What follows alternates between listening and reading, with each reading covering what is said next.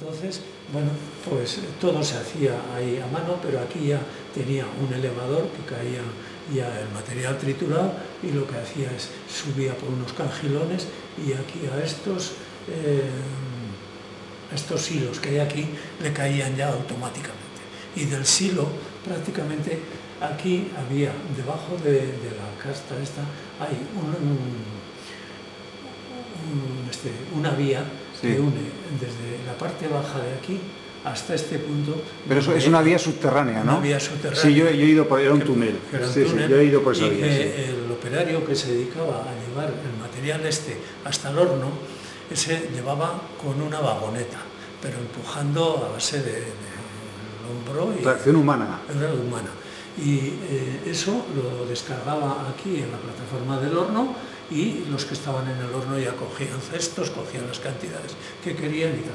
Pero es curioso porque hoy a la mañana, viniendo de San Sebastián, he oído a unos mineros que a ellos les daban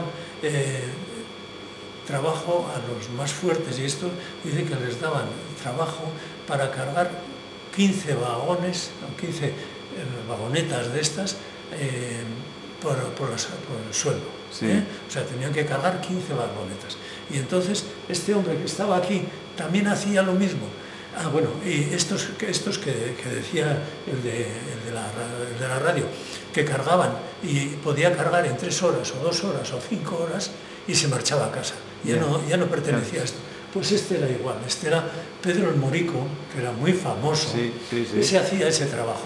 Iba a la fábrica, cargaba esto, ponía el material disponible para el horno para todo el día y ese se marchaba. Se marchaba y al día siguiente volvía. Era un destajo, vamos. Era un destajo. Exacto. Y ese señor lo que hacía es tener alimentado al horno el año y medio sin un día de descanso para hacer ese trabajo.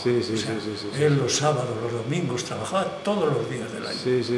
Alimentando el horno. Eso es. Y bueno, entonces, en referente, como creo que hemos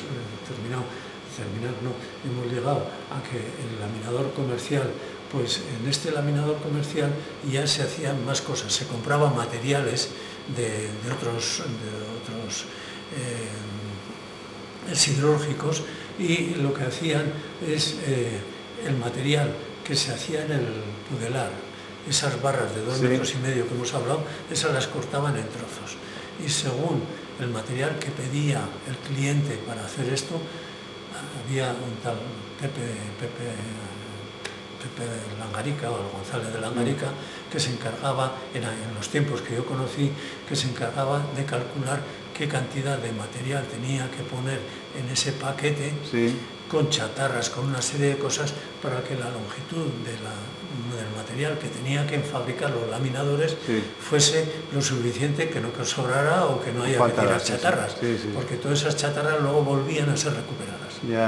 Entonces, cuanto menos chatarras, mejor, antes y ahora. Pepe vivía en la casa esta de Pepe vivía en la casa del encargado, que le llamaban. Primero era su padre, Julián, y después estuvo Pepe, pero que también tenía otros 2 hermanos, que eran Ignacio y Julián. Julián, tú seguramente le llegaste a conocer. Julián era de mi edad. Y aparte de, o sea, ahí vivían familias, ¿y vivía alguien más en el entorno? Sí, aquí vivió también, pues, Natal Nicanora, y vivió Paulino Urrutia. Paulino Urrutia, que era uno de los que se encargaba de mantener los hornos técnicamente con piedras, con esto en perfectas condiciones. O sea, era el que se encargaba.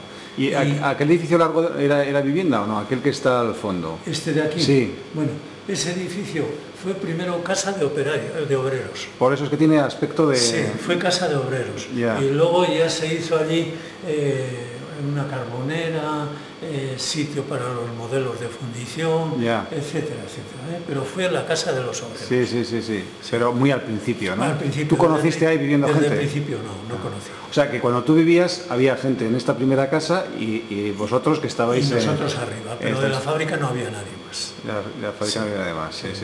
¿Y cuánta gente llegó a trabajar aquí? Aquí había del orden de 100...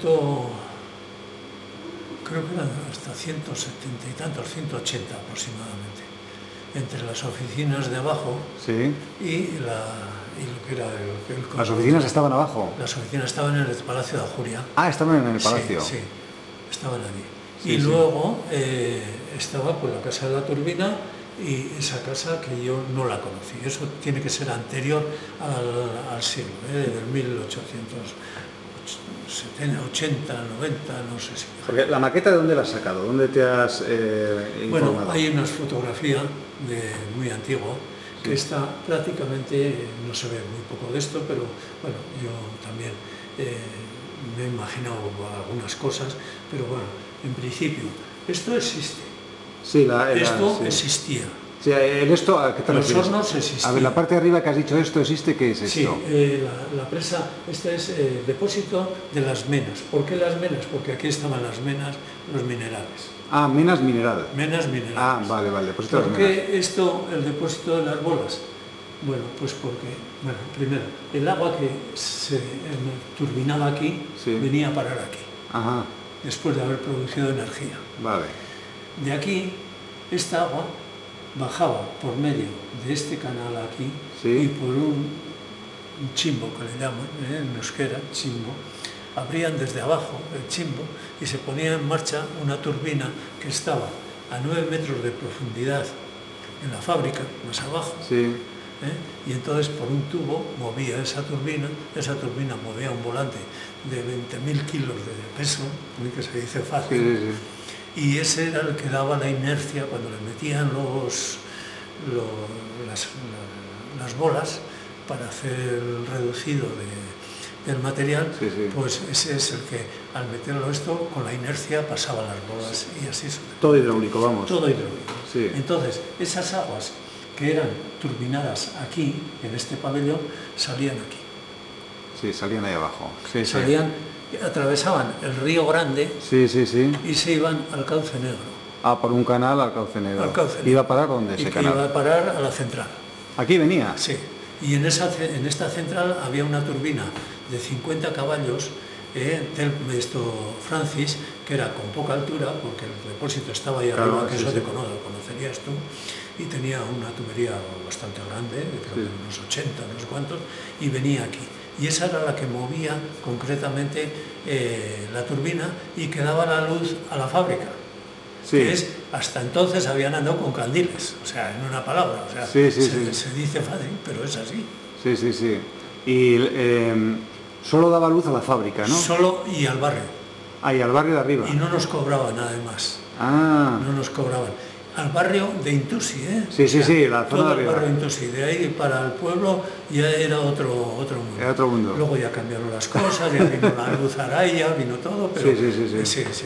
o sea que aquí había electricidad antes que en el resto de... En el resto de Araya. De Araya y de la Sí. provincia. supongo. Bueno, en la provincia seguramente, como había que traer la corriente desde Lasarte, y yo no sé si existía o no, Sí. Lasarte le llamamos allá a la estación, el camino del Torro. Sí, el camino de Torro, Eso sí. le llamaban Lasarte, no Lasarte, sé sí. por qué, pero bueno, Sí. Lasarte, ¿no? Se creo que es el término.